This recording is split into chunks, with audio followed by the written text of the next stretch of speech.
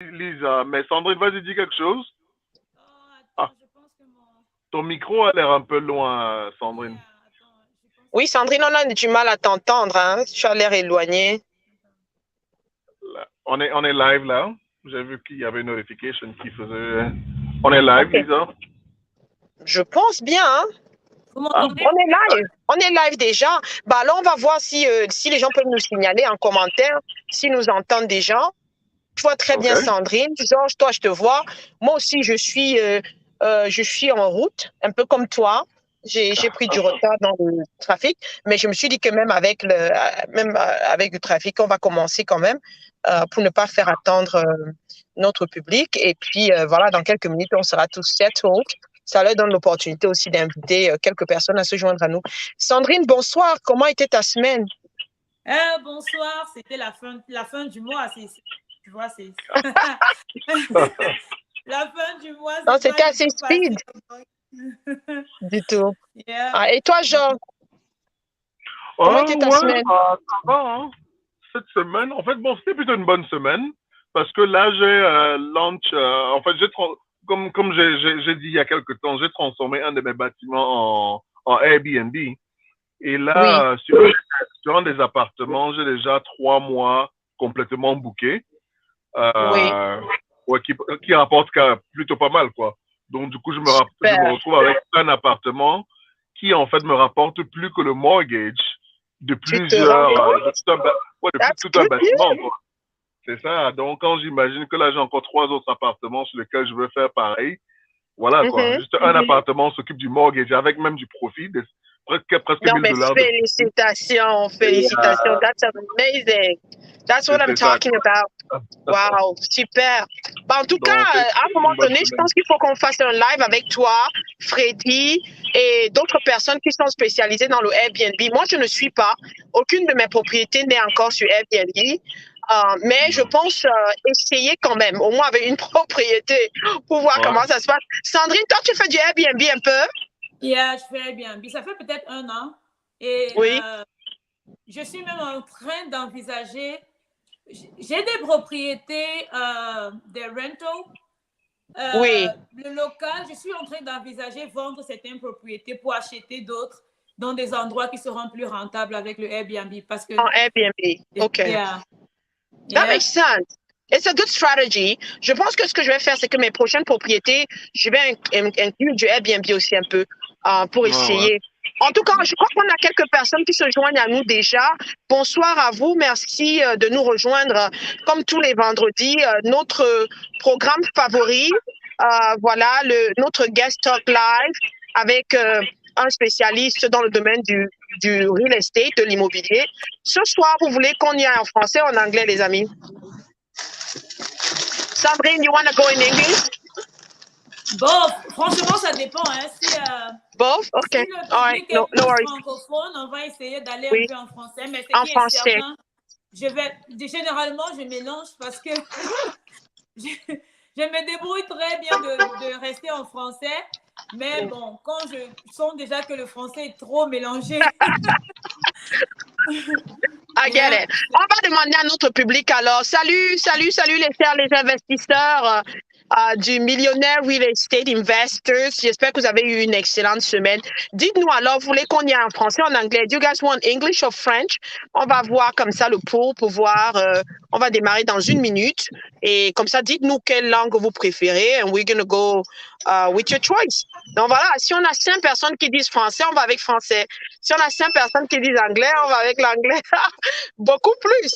Mais entre-temps, s'il vous plaît, partagez au maximum, invitez vos amis, rappelez-leur que voilà, le programme a démarré. Ça va être très intéressant ce soir. Moi, j'ai envie qu'on se penche un peu sur le parcours de Sandrine également, en dehors de parler seulement de notre thème d'aujourd'hui, qui est l'importance d'avoir un très, très bon agent immobilier.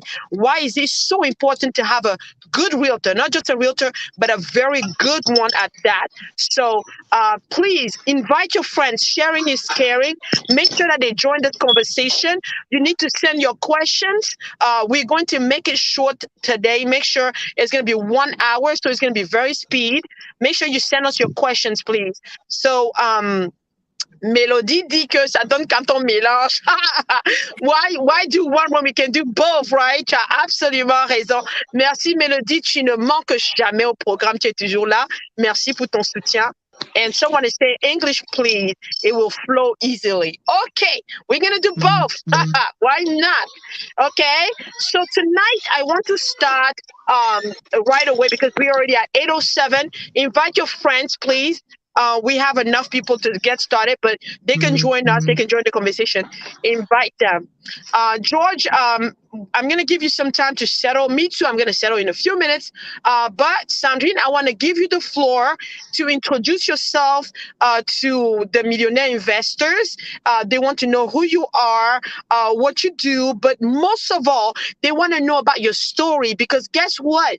I believe that you're living the American dream.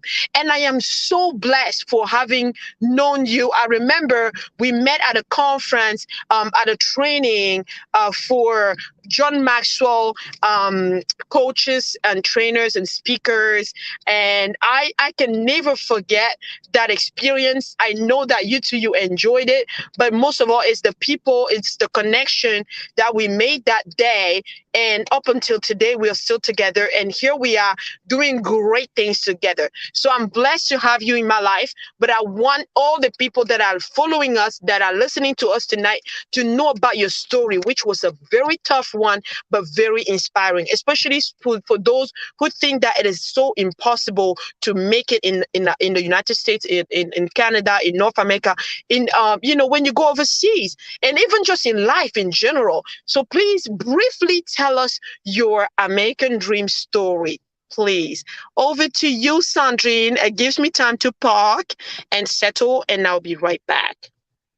No problem. So they gave me the floor. Hello, everybody. Good evening and happy Friday. It's Friday. For some people, it's the best day because they've been working all week. But for some of us, it's just another day because we work every day. I don't have a 9 to 5 job. I had a start to finish job. So what I do every day is when I start and when I finish.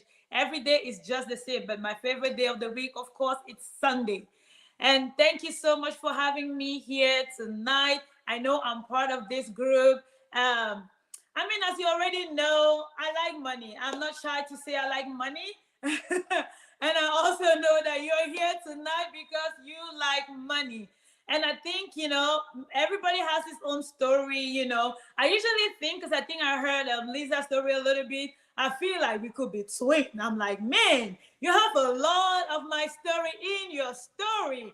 Come on. And That's did she right. also say That's that we right. are from the same place? Yeah. Bouddha, So, Bouddha, les avocats au Cameroun. les mangeuses d'avocats. Yeah. Bon, voilà, je suis Sandrine, je suis francophone. Je parle anglais seulement parce que j'ai appris l'anglais et je suis aux États-Unis. Bon, je ne sais pas quelle est ma langue favorite. Bon, je suis née à Bouddha. Je le dis, je suis Bamileke 100%, proud of it. I'm kind of half Buddha, half Banjul, because I grew up in Banjul. So, just like me, we are twins. We are twins, and we are both real estate professionals. I love it. I love it. Viva Buddha. Yeah. So, yeah, undiluted Bamileke. So, I'm not even shy of it. Yeah. So, I did not really have a really easy beginning, like some people can say. I wasn't born with a silver spoon in my mouth, so I decided to create my own silver spoon because I was born in a really, really modest family. Both of my parents were teachers, and in the early age of my life, I learned how to fight for my own stuff. I learned how to defend myself really from the early age. Part of the story that I usually don't share, I don't know if it's relevant or important, but it can help somebody on this call tonight. I started really struggling in my life at a very tender age, being a victim of rape. I can put it as raw as it is, from the age of 9 until I was about a teenager. So my start wasn't that easy. So I fought for myself, and some point of my life, I basically got adopted or got given to one of my aunties to live with. And that auntie had a lot of money. So I kind of, in the back of my mind, thought, okay, my parents gave me to this auntie, maybe because she had money and she could help raise me. But I look at it at a very different perspective. And from that time, I know as a little child, I said I wasn't going to be like my parents. I was going to be better. And I also going to be better than my auntie that maybe she had a lot of money. I think from the age 11, 12, I made up my mind in my life, I am going to have a lot of money. I didn't know how, I didn't know where, I didn't know when, but I knew that was one thing. So, I mean, I went to college in the University of Boya. That's where I had my degree in English and French. And degree means nothing, especially if you're in Africa, right? So I moved to the United States in 2007. And the first thing that I was welcome here, I had a long visa. I have about 3 to 5 years visa. It was 3 years renewable. But I thought, wow, I'm in America, life is going to be easy. We are out of poverty and things like that. But the very first thing I got welcome with when I got to America, because I came as a dependent with my husband, is that they gave him a social they didn't give me. That was the very first shock. I didn't have a social security. And the only thing they could allow me to do is to go to school. They said I could go to school, and that was about it. I could not work. I could not do anything else. Well, yeah, I went to school, but lo and behold, I had to pay tuition out of pocket going to school. So I was treated as an international student. No problem. So I had to fight my life. So in my early life in America, I did about all kinds of jobs you can think of. I did cleaning, babysitting, whatever you could do when you don't have papers, right? So I did whatever came through, me, and I just had to do it. And also, since I had a talent in doing hair, somebody told me, hey, you can make money doing hair. I started doing hair. And of course, I did make money because doing hair, I really earned, something, and I was able to pay my tuition. And I learned to hustle. So I'm a professional hustler. So I learned to hustle in America because, that's about what I could do. So for my very first 5 to 10 years, I was hustling. I put everything behind, put everything aside, every pride, whatever you could think of, and I hustle. So I was hustling and saving and, keeping my dream. I admire people from afar, and I was like, I just want to be one of those. If there's one thing that changed me, one of the biggest things that I would say helped me here in America is that I was addicted to learning. People said I was addicted to school, but I think I am addicted to learning, not just school, it's learning. So I was learning. I would read about any kind of book that come my way. Like the very first book that I read that changed my life because I was that addicted to learning. I went to a conference one time and I can't even remember where it was. I was just looking for something better for my life. I was so hungry. I was hungry for success. I was hungry for a better life. I was hungry for what we call the American dream, of course. So I went to this free seminar. Any seminar I was hearing anywhere that was free, I was there. Whatever.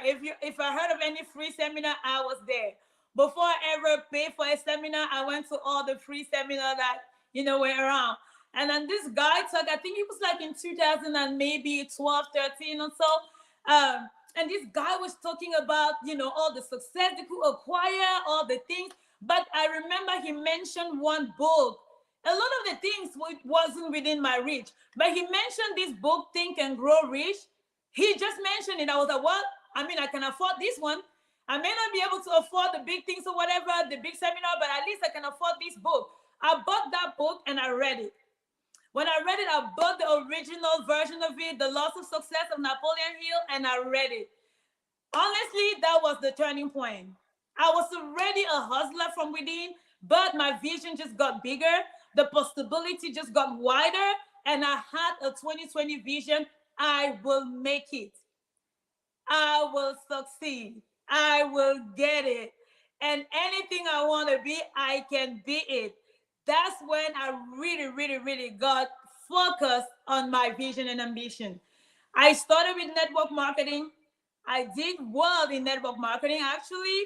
So I have nothing against network marketing. I coach people in network marketing because I did really well. So I got to leadership position with most of the company I've been with. So yes, that was my beginning in business, and it's helped me a lot. I went to e-commerce, and a lot of the people here, you've heard my story with Amazon. I did well with that.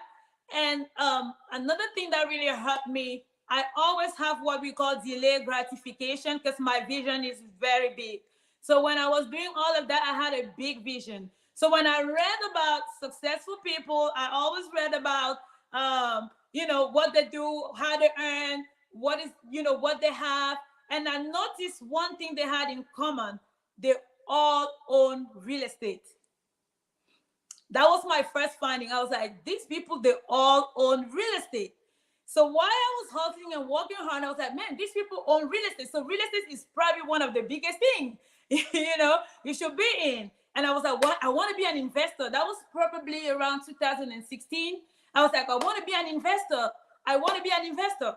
But I had no idea. What does it mean? I never bought anything. I was renting in an apartment. I mean, I really never owned anything, but I was like, you know what? I know I can do it. This is what I want to do. A real estate investor. I want to be in real estate. So the first thing I did, I started looking online what it means. What is real estate and how do you get started? I was saving though. How do you get started in real estate? I don't want to do something I don't even understand. I went to seminar, but it wasn't enough. So I just decided to go straight. I do believe in education. I believe in coaching. I don't really believe in you can do it all. This is self-made, this and that. I believe you can learn.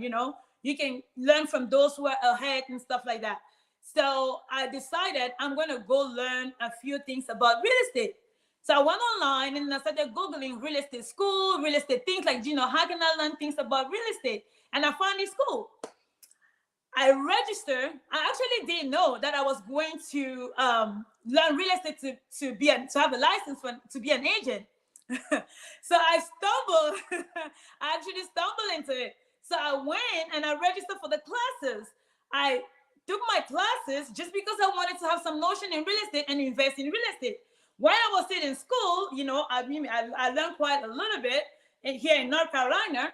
So I took the classes, I finished the class, and lo and behold, I failed the test. So I failed the test for the first time, and I'm not a failure. I am not a failure. I can't hear you.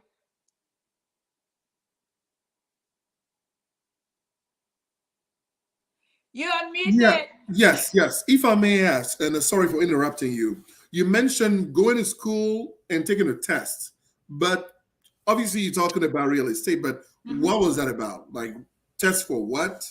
School for what? I mean, and a test for what exactly? To acquire what kind of degree? What was that about? Well, like I say, I personally didn't even know exactly what I was going for, right? However, this was to get my real estate license. Oh, but there you go. that was not my intention when I registered. My intention was just to get some real estate notion, to learn about real estate, because I wanted to be an investor. Right. I wanted to invest. I wanted to buy a property, but I didn't know how to start. I didn't know how to go about it. And I was like, okay, using Google is not enough. I mean, I didn't have like a group like this one where you guys can just come and ask your questions and you have everybody answering your question and guiding you those things. And you know how it is? Yeah, sometimes you can go to the person that you see doing things. They're not going to give you all the information. You know that. That's right. They're not really going to do everything for you that way, unless you pay them. And I've paid a lot for coaching, actually. I paid thousands of dollars for coaching. But to be honest, at the end of the day, most of the things that I really did, I kind of work it on my own. Yeah, that's usually the case. Yeah, so unfortunately, that's the ones who find a good coach. But yeah, right. That's basically really just what happened. That's why when I went to take the classes for the first time, I didn't know what I was really getting myself into. I didn't even know it was hard. I was just learning. Yes, I learned a lot, but the only thing that made me take the class again, and now I understood what it was, is really just because I'm not a quitter and I'm not a failure. I could actually say, well, I have enough notion that I needed. I understood, what is a contract, what is a few things. I understood a little bit, how to buy real estate. I could just stop there and say, well, I know what I need to move on. But because I failed that class and I don't fail, well, I won't say I don't fail. I don't stop at failure, basically. Right. Yeah, I don't stop at failure. And I remember coming home, I told my husband, you know what? I want to take this thing again because I don't want the story to be that I went to real estate school and I failed. So I just want to take it again so I can at least have the pass. Even if I don't want to be an agent, I just want to have the pass and just know I passed the class. So I took it for the second time, and of course, I passed the class. When I passed the class, I decided to take the state and the national exam. So when I took it, I passed. I may have to come back to it if there are people that are interested in, going the part of being a real estate agent or whatever. That would be very fine. However, that's just how I got my license. I always say I got called into real estate brokerage, the brokerage part. The investment part, I really wanted to do it. I wanted to invest for the money part. I wanted to make money investing in real estate. But as an agent, I really just got called into it. I think God set me up. I felt like that was just a trap for God, to put me right there because I really love it. I serve the people very well. I think I'm good at my job. I'm really good at what I do. So, but I didn't really choose it. I just stumbled into it. Because when I passed the test, I passed the state exam, and I had a lot of people around me saying, that thing was so hard. I couldn't pass. I couldn't get a license. I want to get a license. I can't get a license. And I had the license and I did nothing. Once I had the license, I didn't do anything. I didn't, I didn't even get active. And I felt like I really got called one day because I can never forget. It was on a Tuesday afternoon. And I just thought about this. I'm like, well, my friend is renting. I mean, I have all these people that are renting. What if I just got active and I can help them buy a house? That very Tuesday evening, the brokerage that was the closest to my house, I just walked in there and I said, I wanted to be an agent. I wanted to get active. And that's how I got started. It was on April 4, 2018, I believe. 17 or 18. I got my license in 17 years and I started in 18. That's just how I got started. And I got started there and, I never stopped. And every year I basically doubled my business. Well, that's good. That's quite a story. It's like you stumbled upon your riches. I mean, obviously, as they say, right? What I read, my little brother wrote this once before. I mean, preparation is kind of like, I mean, it's as though when luck comes to you, if you're not prepared, right, you're going to miss it. So right. In your case, you were pretty much preparing yourself for what you did not even know. I mean, you wanted to get the knowledge, you went through the schooling, you got your certification, and that was pretty much setting you up for what you're doing today, right? So that's pretty, that's quite a story. Right. So, interesting. It's often said that it's better to be prepared and not have an opportunity than to have an opportunity and not be prepared. Yes, and not be prepared. Exactly. Exactly. So, yeah. And I really believe, like, some people will say, it's just about getting a license. And I would say that's not enough. Everything you do every day in your daily life is actually setting you up for your success tomorrow. It could be in any field. It doesn't just have to be in real estate. A lot of us here, we are here just because we're like, okay, we can make money in real estate. And I'm here to just tell you that it's not just in real estate. The formula is the same in every business. Real estate is just an avenue. If you're not prepared in whatever you're doing, it's really going to be the same thing. What time do you wake up in the morning? What is your attitude towards life? What is your attitude towards things? Where do you put your money? What do you do with your money? All of those things really, really matter, I mean, I'm a John Maxwell certified coach, so we got trained for things like that.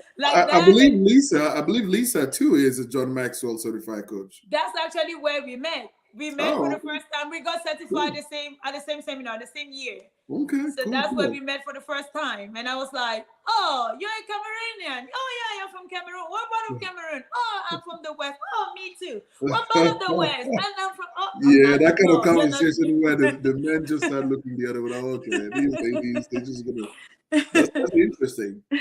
So you mentioned, the license and obviously a realtor. There are some terms that, I guess one thing that I'm wondering, because you talked about helping your friends who are looking for properties, and I was curious to know, is there a difference between a realtor and a real estate agent? Is there any difference? Yes, what's the difference, or is it the same thing? Okay, so before we go deeper, let me just come back. On a promis d'aller en bilingue. Je m'excuse parce que je pense qu'on est entré en anglais carrément et directement. On n'est pas. Je suis vraiment désolée. Juste un peu pour donner un bref résumé avant d'entrer dans la question suivante. Juste un bref résumé. Je parlais juste de comment j'ai commencé avec le real estate. J'ai pas vraiment prévu, j'ai pas vraiment choisi, mais le real estate m'a choisi en quelque sorte. Donc, j'ai obtenu ma licence quand je suis juste partie pour apprendre quelques notions, et puis je l'ai pris, je l'ai obtenu, c'est comme ça. Donc, la question maintenant qui est posée, c'est la différence entre real estate agent and realtor. Realtor, yeah. That's correct. Yeah, real estate agent and a realtor. I mean, I think it really depends on the state as well, but there is really not a difference. In terms of education. Lisa, I have I an believe echo. you have an echo. Lisa, do you have your Facebook on? You hear an echo? I don't Yeah. have anything else connected though. It's all good now. Okay. Is it Okay. I started hearing an echo once we got in. Oh, I don't know what caused that, but okay. Is it better now though? Nothing in the background? Okay, good. Okay. Can Can you hear me now? I can hear you. I can hear you both perfectly. We have an echo. Unless it's on my side. Is it? I can hear you. Okay. How about you, Sandrine? Right. I can hear everybody, but I hear myself back. Ooh. Yeah. If you're gonna be okay with that, I mean, I'm sure it's gonna be disturbing to you. But I can hear you perfectly. There's no echo on my side here. Let's Let me turn up my mic and see if that's better. Okay. Right. Yep. Okay. Oh, that's perfect. It's all I think good now. it's just your mic that's getting everything messed up. But anyways, question about the real estate agent and a realtor. Basically, a realtor is just somebody that is part of the real estate association, because you don't have to be part of the real estate association as a real estate agent. It's just paying a fee and, having that realtor title, basically. Especially in our state. I don't know if it's exactly the same thing in other states. There is a difference between a realtor and a broker, but not necessarily between the agent and a realtor. So that's the thing. It's interchangeable. Sometimes, like, I'm a realtor or I'm a real estate agent. It's basically the same more thing. semantic. Right. It's really bad. You cannot call yourself a realtor if you have not paid your due with the real estate association. You don't have to be part of the association, but in order to have that designation, you have to pay your due. You have to have a license. You have to be a licensed agent first and pay those due to have that designation. But a broker is a different story. So, since you talk about an association and paying dues, what are the advantages or what are the drawbacks? So, I guess why would one be part of an association? Are you talking about being an agent in general, or just agent being part of that association? I guess I'm trying to find out more about the fact that you mentioned being part of an association. So I guess, can you tell us more about being part of that association, since you mentioned paying dues? What kind of advantage does that give you? Besides, the titles, hey, I'm a realtor. Like, what else do you get from being part of that, I guess, that family? But I mean, really, it's really just being, it's like being part of the Cameroonian community in America, for example. You have to pay the due, and then you have the advantage of knowing everything that's happening here and being part of this. And you can call out somebody that did wrong or whatever, But in terms of money, it really doesn't give you it doesn't change anything on what you earn and how you do your business. But you cannot have that designation. You cannot call yourself that.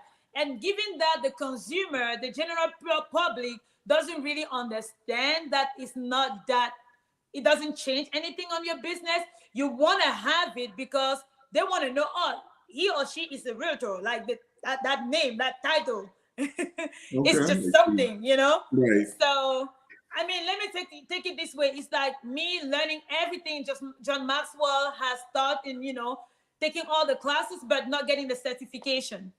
Right. It's like I may have the knowledge, I may be able to do it, but I don't have that certificate. I can't call myself a German prophet. Yeah, Lisa. So you know, do you have more than one graduate? Do you have like a couple of this? No, not even. I'm surprised. So you still have that echo? Yeah. Only when you're on. Okay. Right. I guess I'm not going to speak tonight, George. Your show. You're only going to speak. You can mute yourself and unmute yourself to speak. That's right. Okay. That's right. Well, yes, let's do that. The only thing is that my phone is a little bit far from me, but I'll try to reach my phone. Thank you. I'll try. Okay. So interesting. So basically, okay, so the real estate agent versus realtor. So it's about being part of that association, have the designation of a realtor, and I guess being part of that community, it gives you the advantage of having access to information, as you mentioned, right? So go ahead. Yeah, in a way, yes, and also no, because you still have to access to the same information in another way. Okay. Mm-hmm. So basically, I mean, I've never seen an agent that is not part of the association. I have never seen an agent that would not be part of the association unless they are not really like an active agent, like, you know, really doing the work. But every active agent is part of the association because why not? Interesting. Okay. I mean, I guess you pretty much already, and I have planned on actually asking this question, right? Like the process of becoming a realtor, which you have pretty much touched on, right? You you went through your story, how you actually, took the classes, had to pass a certificate, actually you have to pass an exam to formally call yourself a realtor. So let me ask, you mentioned, being part of an association that gives access to information, being part of the family. How, I guess, what kind of advice would you give anybody who's looking for a realtor? Like, what makes a realtor a good realtor for a client? What makes a lawyer a good lawyer for a client? What makes get me out of jail, even when I'm guilty. I mean, just using it the same way, right? We all get certified. Just like doctors all get certified and lawyers all pass the board, but they are not equal.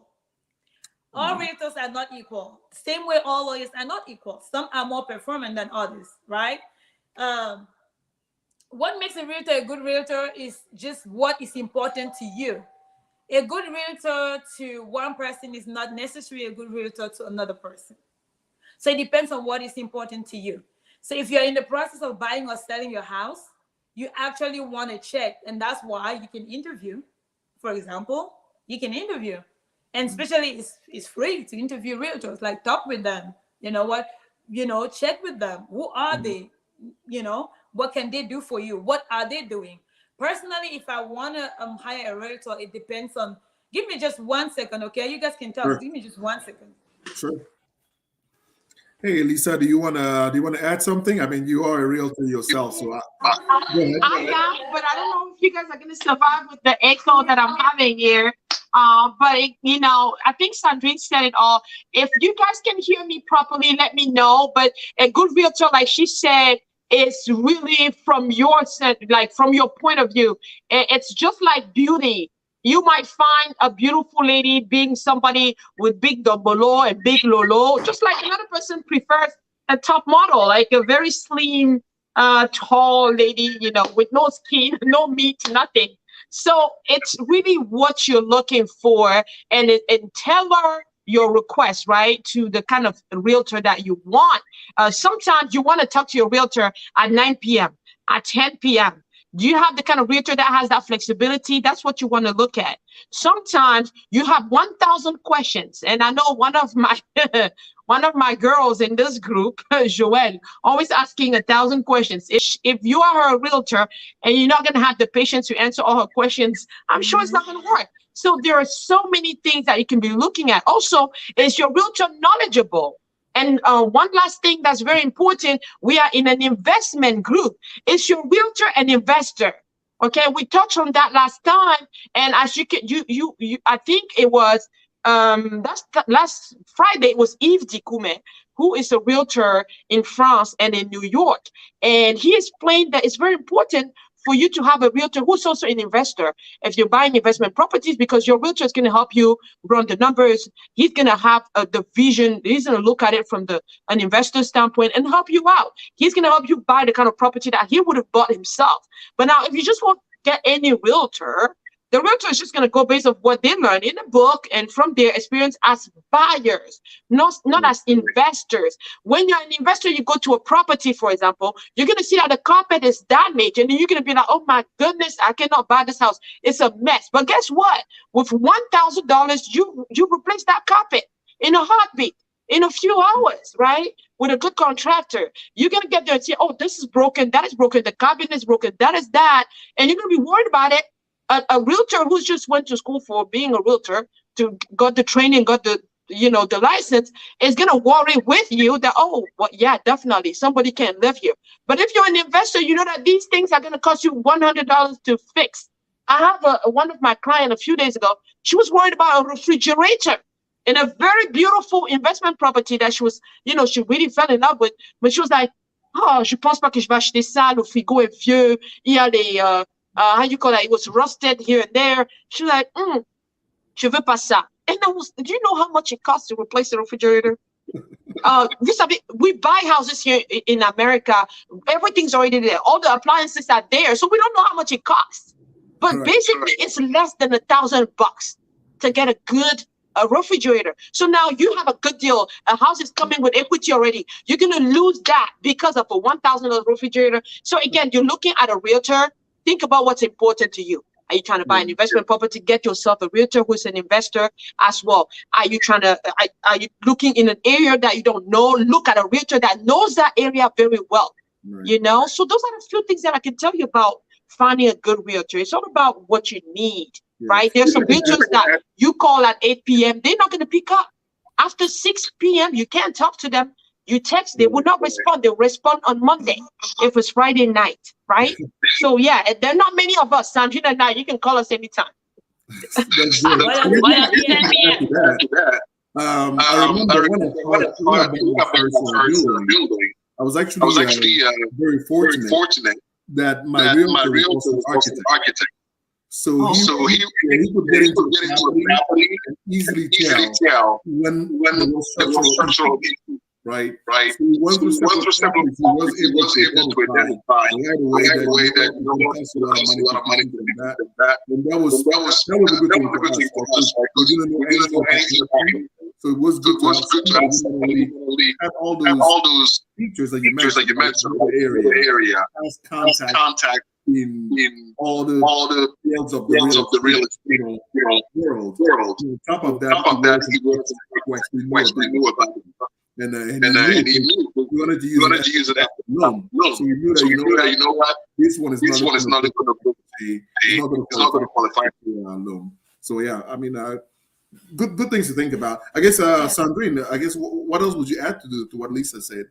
Well, just like we said, it depends on what is important to you, right? And then as an investor, you can actually have more than one realtor. I would not usually recommend people having more than one realtor, but I could say that also based on what is important to you and the experience of those realtors, right? There are some realtors that will not go past a house built in 1950, for example. They don't understand anything about lead-based paint and a lot of other things. Or area, side of town, like where are you buying? There are some realtors that are limited to certain area, and they will say, this is my area of expertise. And they are so good at that area that you don't want to let them go. But you have another realtor, because we are licensed. Let me take the example us here. I'm licensed in North Carolina and South Carolina. I'm going to help you buy a property in North Carolina and South Carolina. But I'm going to be very honest with you. There are some part of South Carolina, if you tell me I want to invest in Columbia, South Carolina, for example, what am I really looking for? I probably would have to refer you. I probably would not be the best option for you. So there are two things that I look. If I was on the other side, I would look for your experience and I would look for the hustle. There are some people, when I started, I did not have the experience, but I had the hustle. That for sure. And you know, a realtor that is really, really able, especially in the market like this one, that can truly hustle for you and get you what you want and what you need, that is a good realtor, honestly. Because right now it's harder to have a house than to have a husband. Oh, damn. Wow, that's a good one. No, to be honest with you, the reason why I brought that up, I don't know why I brought that up. I have a client, I have a couple right now, and we finally find a house, and you know they got on the contract, and the husband want to back out. I'm like, you're not gonna find another house. You will easily find another husband before you find it. That's That a was good just one. a joke. But anyway, you did mention something that actually caught my attention, and I'm going to go from personal experience, right? So I recently moved to Texas with my family. Well, recently, and one thing that caught my attention is that at first we spoke with even prior to moving, right? We connected with our friends. We asked them about, hey, we want to move. We're going to be moving to Dallas. Can you hook us up with a realtor, broker, and that kind of stuff? So we started talking to a realtor, and then and that realtor wasn't very active, right? So she wasn't very as pushy as we like it. So we went on a Saturday, looking for houses, like open houses, and we met this lady who was the most aggressive person I've ever seen.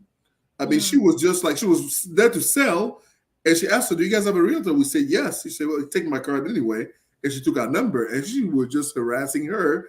And we got so annoyed, but we got to the point where we almost stopped answering her calls. And we asked ourselves, but you know what? She's been harassing us. It is annoying.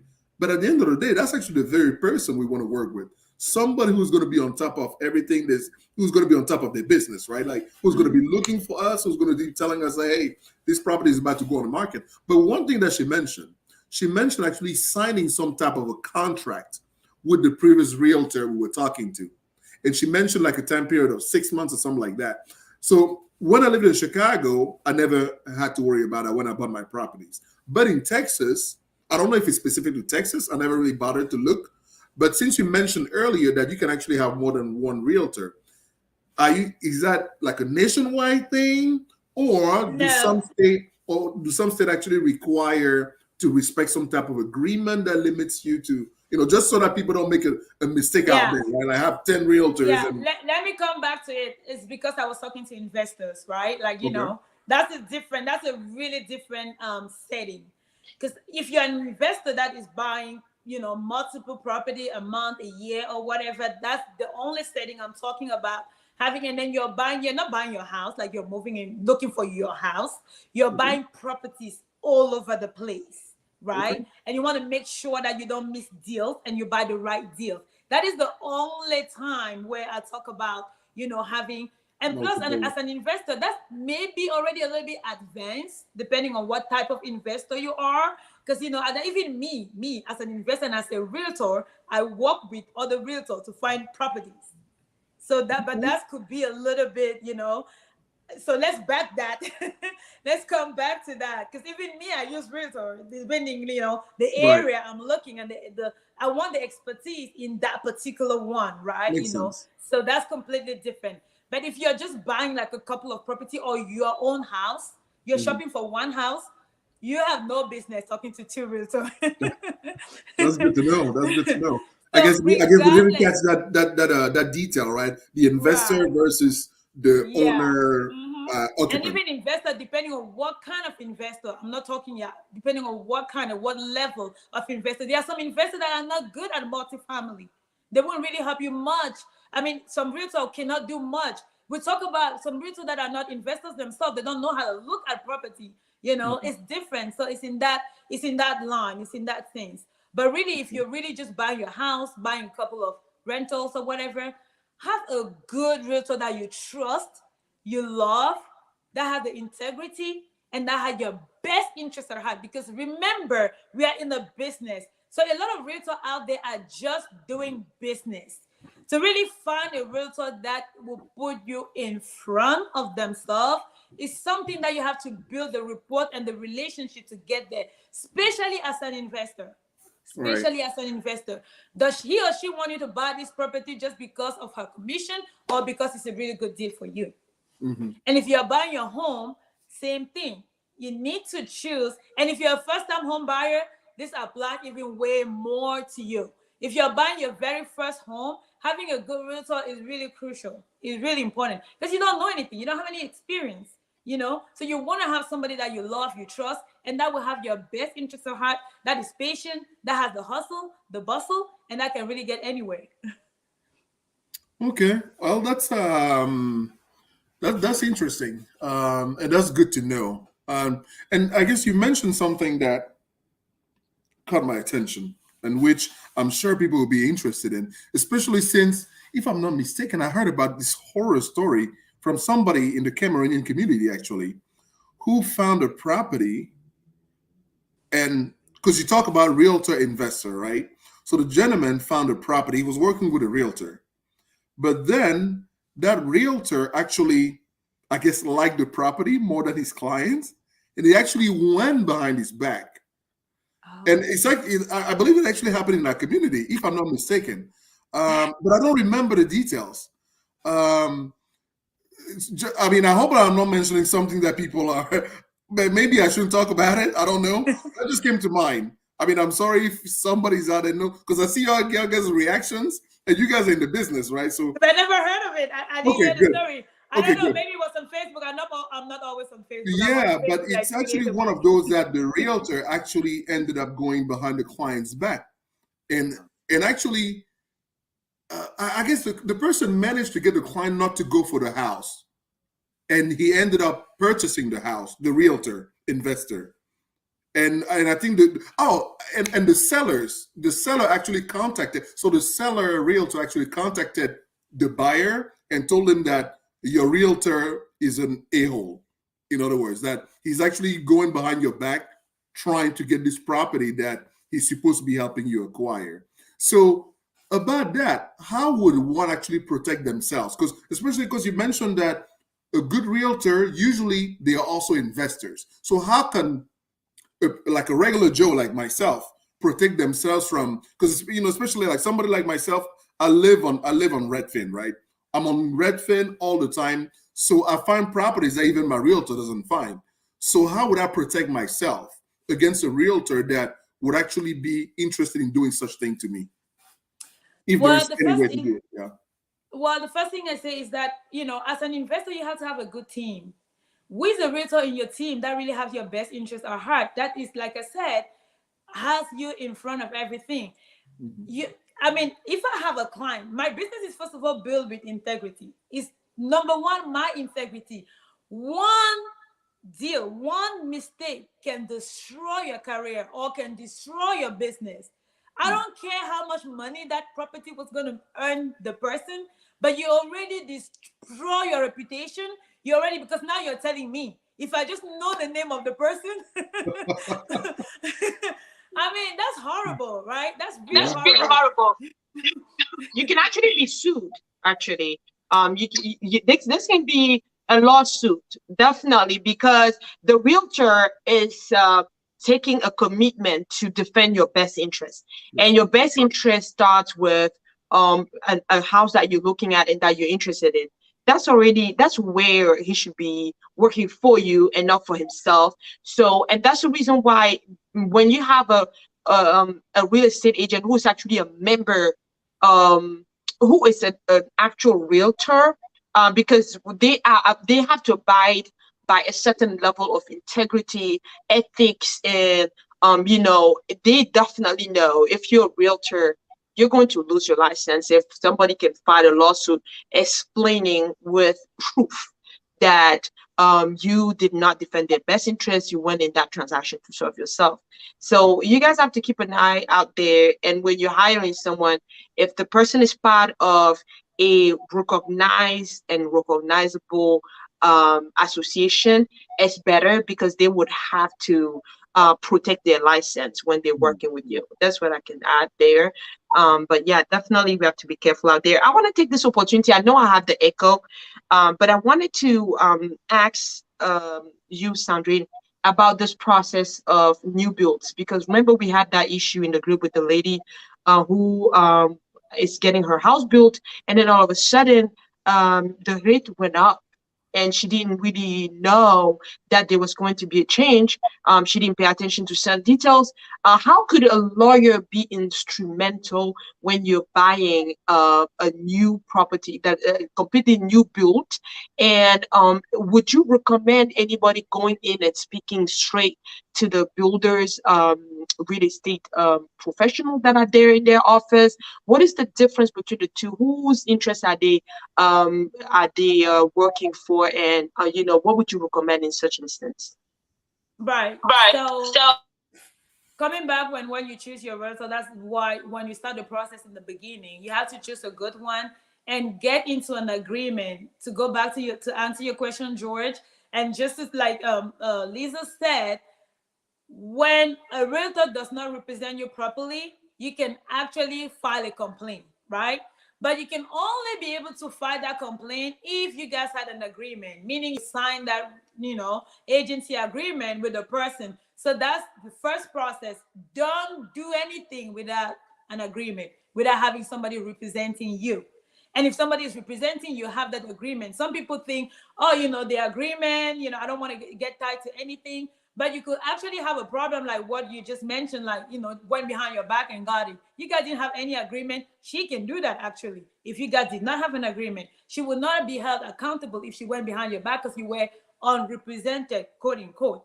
So when you go also to a new build, let's say you want to buy a house, you get into new construction and you just thought, well, maybe I can buy a house here. And you just dive in and go and, talk to that agent. Their objective when they are in that model is to sell those houses. They are hired to represent the builder. They are real estate agent, but they are the builder's agent. So they have the builder's interest at heart. Those homes they sell, they represent the seller. They do not represent you at all. Their objective is for you to buy at the highest price possible. So if they are nice enough to really help you in a few things, you're blessed. Other than that, their goal is to sell. If you are unrepresented, whatever happened between the house, the builders, their lender, if you're using their preferred lender, you're really on on your your own. own. That's right. That's So absolutely right. So never never you you make make that that mistake. mistake. Some Some people feel people like I feel like don't I don't really really need an need an agent agent because because it's a new it's a new construction. construction. Yes, you need Yes, an you need an agent. Do you agent. Do you know that know that just the just the fact that you fact that walk you in walk there in there being being represented, they represented, they adjust. adjust. They will They treat will you treat you differently. differently. They will They know will that you know have that you have somebody somebody looking over looking your over your file. file. And that And that enough is a help for you. And then another thing, I'm that's also my expertise, new construction. I sell a lot of new construction. I work with a lot of builders, so I've experience with their process and their preferred lender. I know how those work. And a lot of realtor, they've worked with so many lenders. They know how the lending world works. So when you are in the process, their job also, even if you're buying new construction, going with their lender, the preferred lender of the builder is not always the best option for you. And your realtor is that person that can help you figure out if this is the best option for you, or maybe you could shop around. And if you have to shop around, they have other lenders they've worked with. Or sometimes, I have a way I usually make the preferred lender, negotiate their terms and stuff like that, just by bringing other lenders in and compare rate, bring them a lower rate, force them to lower their own rate and see pay closing costs and so on. So your realtor is that person that can also help you do that. A lot of the consumer don't know how to interpret those things. They don't know how to interpret the rate. Like we have a situation where somebody was asking, how come, the rate changed after, the building was done? Yes, because the market changes, the rate go up and down. And if you were not represented, nobody was there to tell you, hey, maybe it's time for you to lock your rate. Hey, maybe it's time for you to check this. Nobody was actually working on your file. They were busy, selling the house, and the lender was just building, getting you to the closing table at whatever rate it was. And that's another thing that your agent could make sure, things are going in the right direction for you. What we are experiencing right now with the highest rise of rates that we've seen in the past week or two, a lot of people that were in the building process don't qualify anymore. Why? Because when they started the process, they bought at their max. If you were quoted on a $500,000 house at 3%, and that was your max on your debt to income ratio, and then the rate went from 3% to 5%, as it did in the past week, you will not qualify anymore. Meaning maybe you came down to 450 and your contract is at 5%. If you don't have that $50 cash, $50,000 cash, you will not qualify anymore. So that's another thing. So you have to have somebody that is watching over you, that has your back, that is representing you. And plus, the buyer agent is at no cost to you. You are not the one paying the buyer agent. Well, at least in my state, which I believe in most states, in every state is really the same. So why not find somebody that can go? It's like going to court and the other party has a lawyer, you don't have a lawyer. It's just basically like that. So you mentioned something, a detail that I'm sure will be valuable to expand on. Locking the rate. What does that mean? When does it happen? Who can do it? Who requests that it be done? The bank, me, my realtor? What is it? Locking the rate.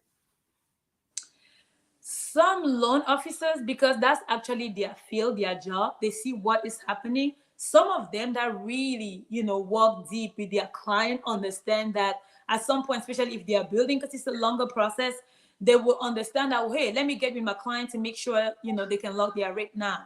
But sometimes they don't, especially the builder's lender. They don't. They have so many, they don't have to look for business. Business comes to them.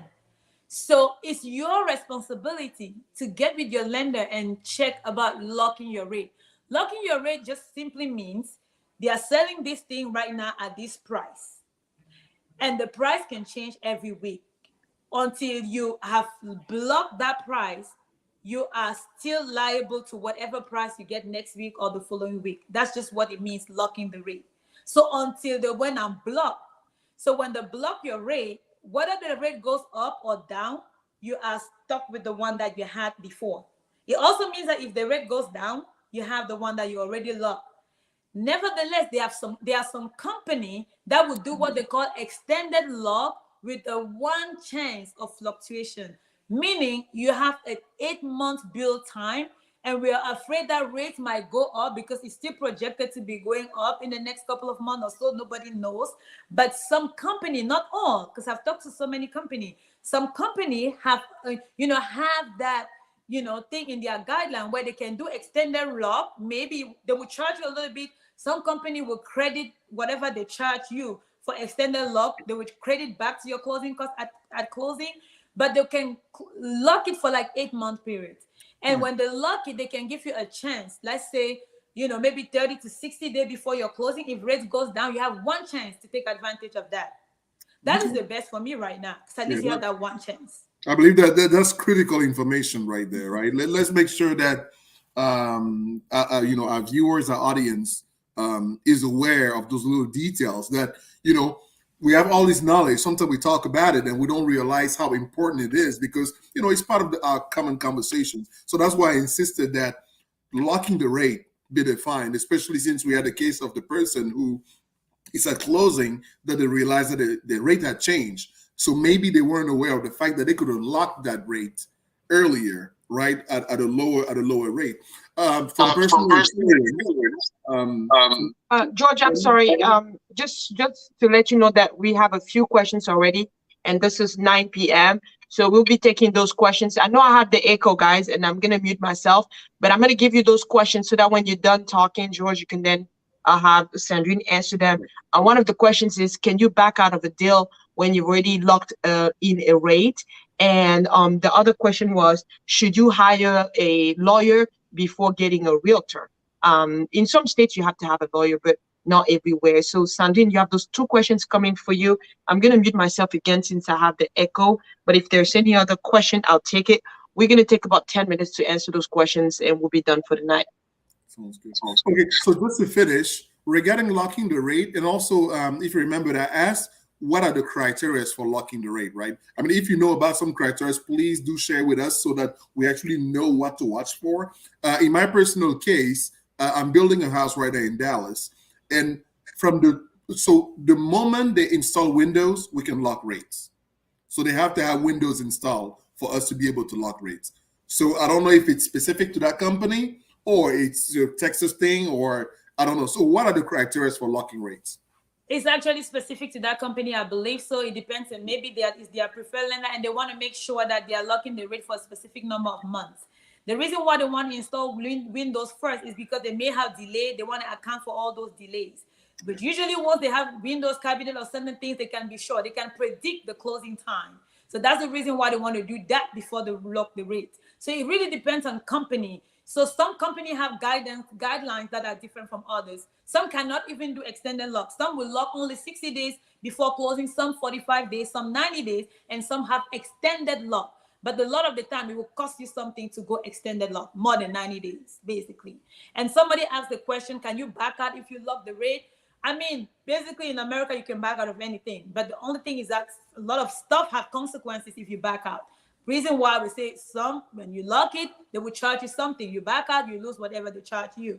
So you can always back out of anything. You can have a contract on the house and decide to back out. Until you close on that house, the only thing is that there will be consequences attached to them. They will probably charge you something for backing out of the contract or backing out of whatever. What are the typical things they would charge you? Well, I guess, what are the typical things you would lose? Like commonly, what are the common things you would lose if you back out of a deal that you had already engaged in? So in the case of locking the rate, whatever they charge you to lock that rate, you lose it. In the case of a contract on the house, if it's a new bill, it's your earnest money. If it's an older bill, usually in my state, because states are different. I mean, actually, I'm licensed in 2 states, and those 2 states are different. South Carolina only has earnest money; they don't have due diligence.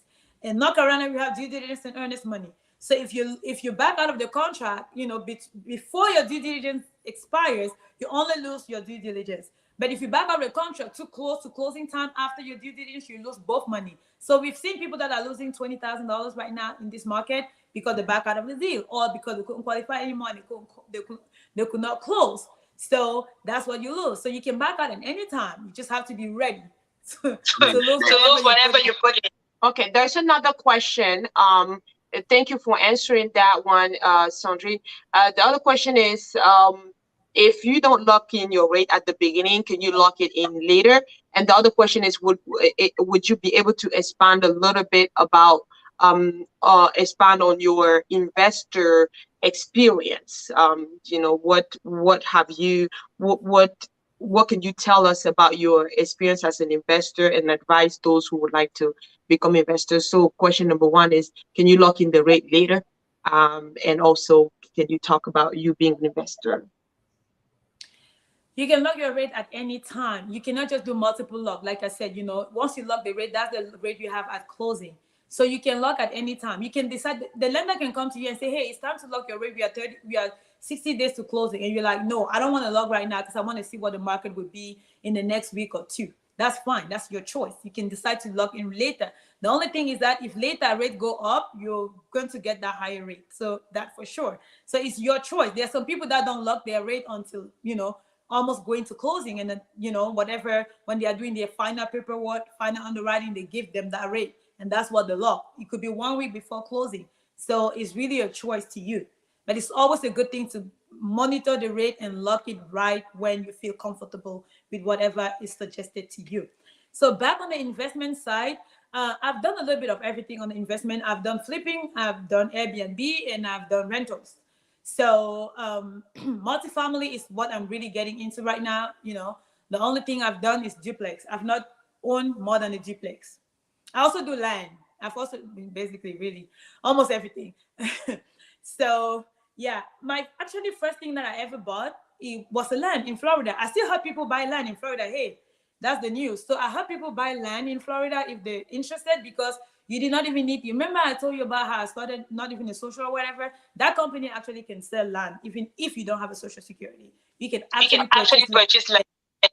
And Sandrine, I want to touch on the fact that you mentioned when we started this real estate group, you mentioned something very important, was that you would encourage everyone and anyone to actually purchase a piece of America. So it doesn't matter if it's just a piece of land somewhere. It doesn't matter how big that land is. If you can purchase a land, purchase it. There is some land available in my area here in Washington County for about $20,000. The person bought that land less than a year ago for $10,000, and before that it was $5,000. It's now $20,000. Even that $20,000 is still not expensive because this area is expanding. We have Amazon with two warehouses and all of that. So there's a lot happening. If you cannot afford to buy a house with $50,000 down and you have $10,000, look for a land somewhere. You have $5,000, look for a land somewhere that you can buy. So I like the fact that you mentioned when we started the group, you told everyone, buy a piece of America somewhere. It doesn't matter if it's a house or land. So thank you so much for that. So I'm reiterating that again. So even if you don't have money, you can buy. Like my very first thing that I bought was land, and the company financed it. So I actually only had to bring 10% on. At that time, it was like a $3,000 or less than $3,000, and they financed it. And it's still available right now. So you cannot give an excuse that you can buy anything. Hey, people, there's one thing that God will never make again is land. Whatever is available right now is never going to be created again. So if you don't own any, I mean, real estate, hey.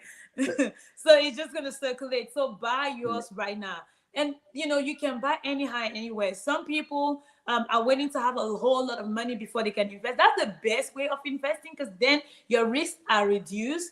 But now the information is so much. When I started, we didn't have all these informations. I was saying earlier, I didn't have, when I was giving my story, the reason why I went to real estate school, I did not have anywhere I could just go and have information. Like we have this group, you come and ask you questions and you have all the answers. That's why I went to real estate school. I wanted to find answers on how to buy stuff, how to buy real estate, So you can actually, I think we've had live. I've not watched all the things. You've been connected to lenders. I mean, last week I was interviewing with hard money lenders because that's something that I was still scared of because I'm like, okay, I want to profit. I want to make sure I profit. But there are people that will borrow your money to buy anything. There are things available, but you really have to want it because people are asking, and a lot of the time, I mean, I pray that all of you here tonight, you're not part of that group. You're going to be part of the 20%.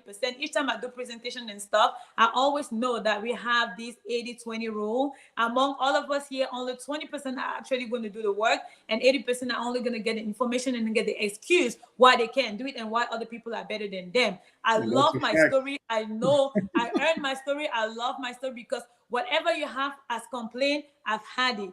Whatever you have to put there, I will tell you that I have double. I've slept on somebody's floor because I was trying to get something. I've done all kinds of jobs because I was trying to get something. So I don't know what is your story, but wherever you are and whatever you have right now, you can either have an excuse or you will have results.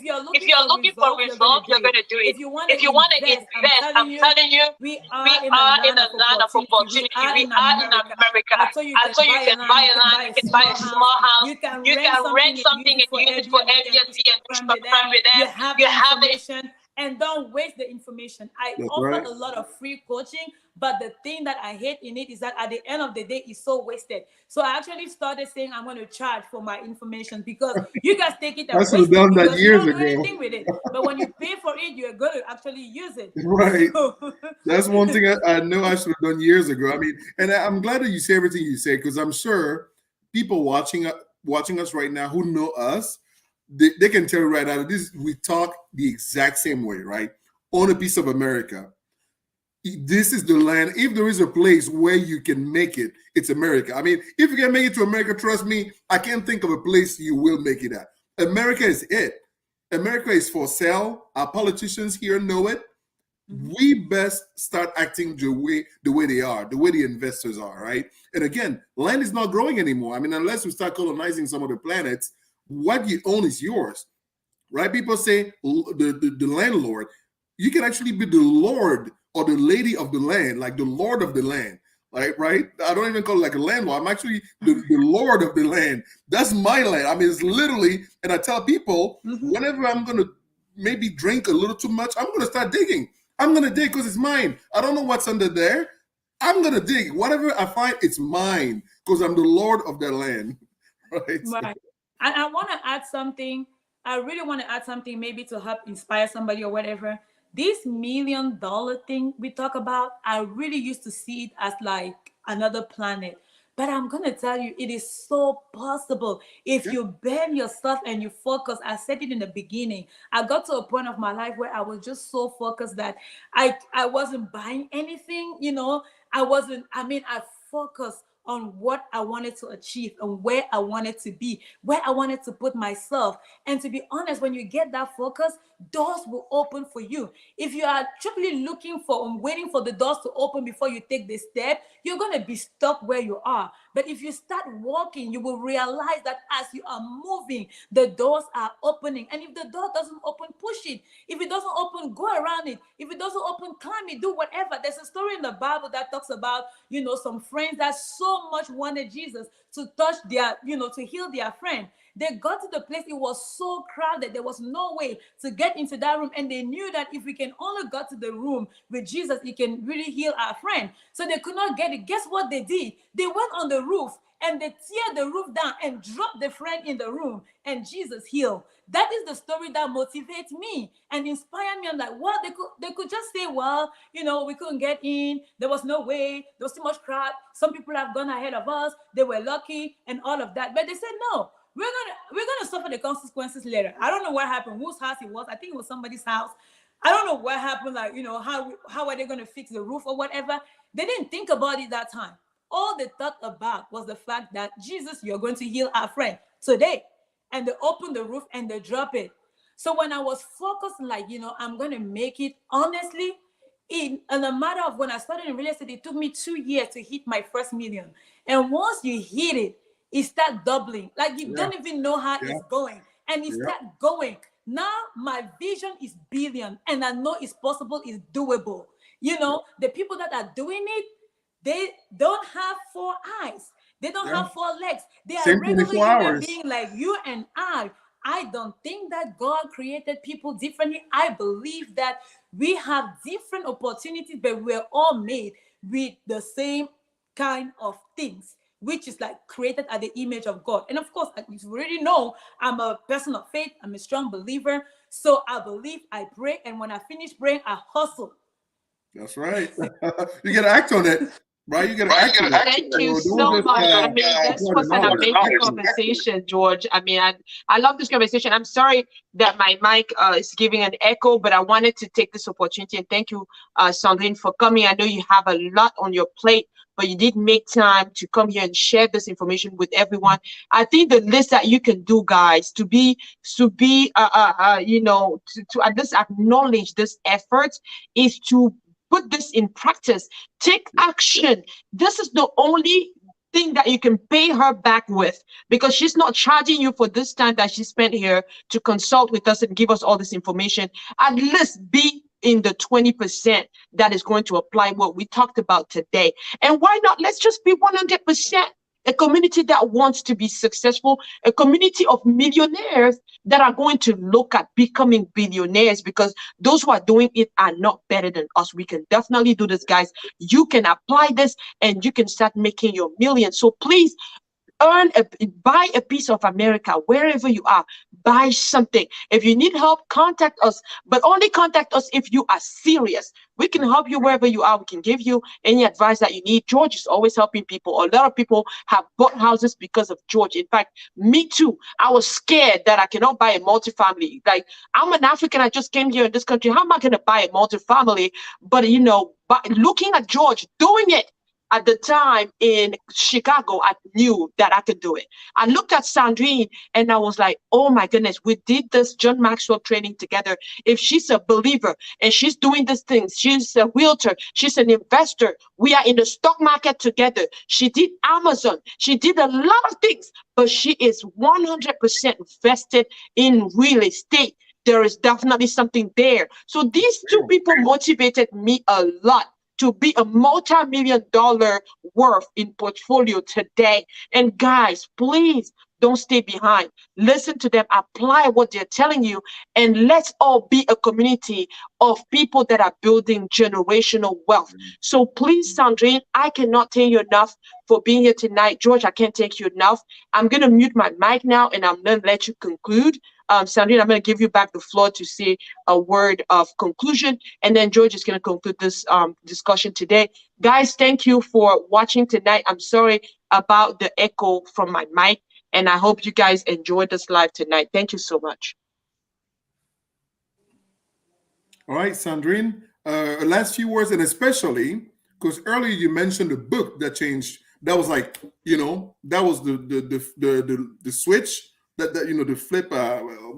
For some reason, I'm forgetting my words. But so words of conclusion, but also if you would recommend some books for our audience, to read or to listen to. Well, since we're talking about money, this was the book that changed me. That was the first book, Think and Grow Rich. But I also read different versions of it, and which is, The Laws of Success of Napoleon Hill. And guys, it's also in French. Réfléchissez et devenez riche. Les lois du succès de Napoleon Hill. Il y en a plusieurs versions. Et il y a même les versions audio sur YouTube. Si vous dites que vous ne pouvez pas lire, vous pouvez écouter. Moi, j'écoute tout le temps. Quand je suis dans la voiture, je suis en train d'écouter. Quand je suis seule, j'écoute. J'aime conduire. Bon, que j'aime conduire pas, c'est Realtor, you have to drive all the time. I'm always listening to something. I'm always reading something. On dit souvent que les Noirs n'aiment pas lire, les Africains n'aiment pas lire. Lisez, s'il vous plaît, lisez. C'est caché. Les fortunes, là, c'est caché souvent dans des livres. Apprenez à lire. Je vais vous dire, j'ai déménagé il y a peut-être quelques temps. Ça fait 8 mois, je n'ai pas de télévision. Il y a une chose que j'ai décidé de ne pas acheter chez moi. Je n'ai pas acheté la télévision. Voilà une chose, je n'ai pas acheté de télévision. Donc, je regarde des petits trucs, ça et là. Bon, je ne suis pas toujours tout le temps sur les réseaux sociaux, mais c'est seulement moi, c'est moi. Ça, c'est personnel. Ça dépend de vous. Parce qu'il y a encore des distractions pour moi. Et puis, je suis tellement occupée aussi parce que je suis aussi femme de pasteur. On a une église. Donc, ça n'a rien à voir avec la religion. C'est juste un choix personnel pour diminuer mes distractions et aussi pour me focaliser. Quand je suis focalisée sur quelque chose, je dois rester focalisée. J'ai un objectif, j'ai un but, j'ai mes objectifs pour l'année, dans les 5 années à venir, j'ai mes objectifs, je veux les atteindre. Et pour cela, je dois faire des sacrifices. Je veux vous dire encore, vous êtes mes frères, vous êtes mes sœurs, nous sommes africains. Je pense que nous tous ici, nous sommes africains. Nous sommes venus pour la plupart chercher. Il y a plusieurs raisons pour lesquelles nous sommes ici, mais vous voulez chercher et vous êtes ici parce que vous voulez réussir. Donc, je veux vous encourager vraiment. Il faut vous mettre à la peau. Vous allez entendre parfois, viens faire ceci pour devenir riche. Vous voulez être riche du jour au lendemain, ça ne va pas aller. Vous devez vous sacrifier. Vous devez sacrifier certaines choses. Pour certains d'entre vous, les femmes, vous devez sacrifier les Brésiliennes là sur vos têtes. Vous devez sacrifier certaines choses pour arriver à vos objectifs. Bon, peut-être d'autres ont des avantages que d'autres n'ont pas. Et vous voulez être quelqu'un. Quelqu'un m'a dit dernièrement, oh, comment je peux être toi? Je lui ai dit, ma soeur, tu ne peux pas être moi aujourd'hui. Si tu veux être moi, c'est un parcours. Tu vois, je vais te montrer comment devenir moi. Mais si aujourd'hui, directement, tu vois quelqu'un, oh, tu veux être telle personne, tu veux conduire la voiture que telle personne conduit, tu ne connais pas le parcours. Il faut commencer là où tu es. Et il faut avoir une vision pour toi. Quelle est ta vision? Quel est ton objectif? Où est-ce que tu veux aller? Et quel est le sacrifice que tu es prêt? Même dans ce livre, Think and Grow Rich, réfléchissez, devenir riche, lisez, suivez, vous allez voir. Et mettez-vous à la tâche chaque jour. Et parce que pour y arriver, vous devez faire des changements. John Maxwell a dit, the secret of your success is in your daily routine. What are your daily routine? What do you do on a daily basis? C'est pas ce que tu fais une fois, c'est pas ce que tu fais en gros, mais c'est ce que tu fais chaque jour. C'est ce qui va t'amener. Tu peux pas dormir 8 heures par jour et tu vas avoir le même succès que quelqu'un qui dort 4 heures par jour. C'est pas possible. Hein? Tu peux pas passer le temps dans les boîtes de nuit et tu vas avoir le même succès que quelqu'un qui passe le temps à lire. Non, c'est pas possible. Donc, vous devez d'abord décider. Aujourd'hui, quelle est la décision que vous voulez faire? Vous êtes venus, certains d'entre vous êtes parents, vous avez des enfants. Vous avez une façon de grandir. Vous voulez que vos enfants grandissent de la même façon que vous avez grandi? Je n'aimerais pas que mes enfants subissent ce que moi j'ai subi. Non. C'est que je n'ai pas eu, mes enfants doivent avoir plus. Peut-être vous avez des boulots, d'autres ont des boulots, disent, oh, moi je gagne 100 000. 100 000, c'est quoi? 6 figures is nothing. We're talking about 7 figures. 6 figures, c'est nothing. Et en plus, certains d'entre vous, vous parlez de 100 000, pourtant c'est des boulots. Vous êtes en train de donner votre énergie, votre vie tout entière à quelqu'un. Vous êtes en train de bâtir des empires pour des personnes. Et vous êtes content parce que vous avez ramené 100 000 l'année. Vous pouvez commencer là. Mais ce travail-là, c'est juste pour vous aider. à bâtir, avoir le capital pour votre investissement. Si tu as gagné les 100 000, tu t'as acheté BMW, tu es parti acheter une maison, tu vis là, tu gagnes seulement 100 000, tu peux aller en vacances peut-être une semaine l'année. Non, ça, c'est rien. Et je veux encore vous dire, vos enfants n'hériteront pas vos boulots de 100 000. Vos enfants hériteront seulement vos business. Même si tu vends les beignets, ton enfant peut hériter ta vente des beignets. Vends même les arachides. Fais tout ce que tu veux. Quand tu finis tes 100 000, viens avoir un petit business. Achète even a piece of land. Même si c'est 3 mètres carrés, je ne sais pas quoi. Essaye quand même d'avoir quelque chose. C'est à toi. Dans ma culture, on dit si tu n'as pas acheté la maison au village, on va t'enterrer où, on ne sait pas. Donc, ah ouais. So it's really up to you. So what is your decision today? What is that thing? What is that one thing? Just one. It doesn't have to be a lot. Today that you're going to say, as from today, this is what I'm going. If you don't have money yet, because some people sit and like, I don't have money. Listen, cut down on certain things and start reading. Just start by reading. Just start reading, because your work is you. Invest in your own self. That's what you want. You are paid the value of who you are. They're not paying what you know. It's who you are. Who are you? Whatever you earn today is who you are. If they fire you today, don't blame him. It's who you are. So work a job where, nobody can fire you. Me, I hire myself and I fire myself every single day. So that's just what I want to say. I talk a lot though. So if you let me on, so I'm gonna try to stop you. But I'm sure at the end of the day, everybody here is enjoying what you're saying, and not only enjoying it, but I'm sure it's touching some people, right? Because we all need this. People always look for that motivation. You definitely gave us that motivation tonight. But I'm going to stress the fact that do not wait for a motivator to come to you, right? I used to make this mistake as a mentor, right? I used to pretty much sit down with everybody that I knew. I gave hours. Like, trust me, guys can tell you that I was up with them like 3 a.m. writing resumes, telling them how to present themselves at interviews and stuff like that. But then I started cutting back on that communication because I wanted them to realize that someday that motivator may not be there. What are you going to do? What are you going to do when that person who motivates you is not there? So you have to learn to motivate yourself. You have to learn to actually push yourself to do those things that you know are necessary. Especially, you have to learn to do those things while nobody else is watching you, while nobody is holding you accountable. So you have to hold yourself accountable for your own success, right? And in addition to the book that she mentioned, Think and Grow Rich, which is part of the Napoleon Hill edition, I'm also going to suggest people 3 Feet from Gold. 3 Feet from Gold. 3 Feet from Gold.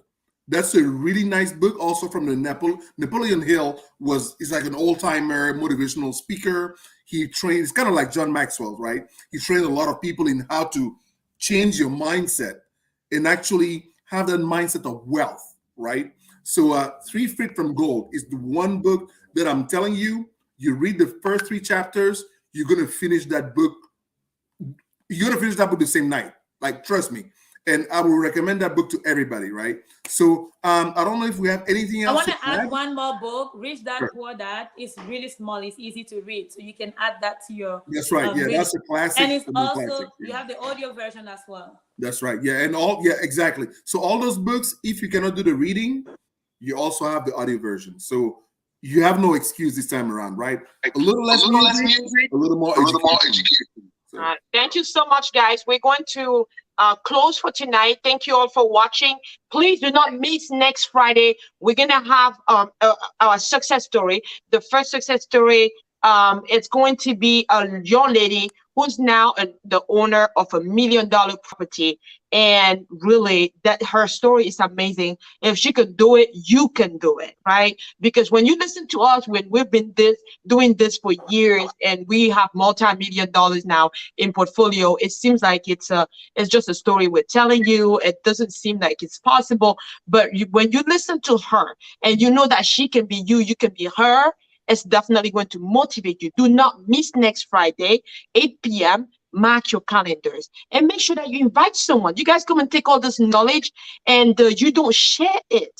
That is the least that you can do. It's just that gratitude The two things you can do to show gratitude is share the information that you learned here today. Share the live. We are on YouTube as well. Millionaire Real Estate Investors channel or Coach Lisa Prudy. Just go look us up on YouTube. Share it, please, even if they don't have Facebook, okay?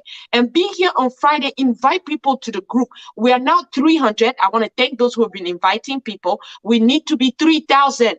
Invite the entire African immigrant community here. We all need to build that generational wealth. And we have to stop thinking that when you make a six-figure job, you have a six-figure job, you're now a god for people. You have to stop that mentality, because six-figure is what people make in a day.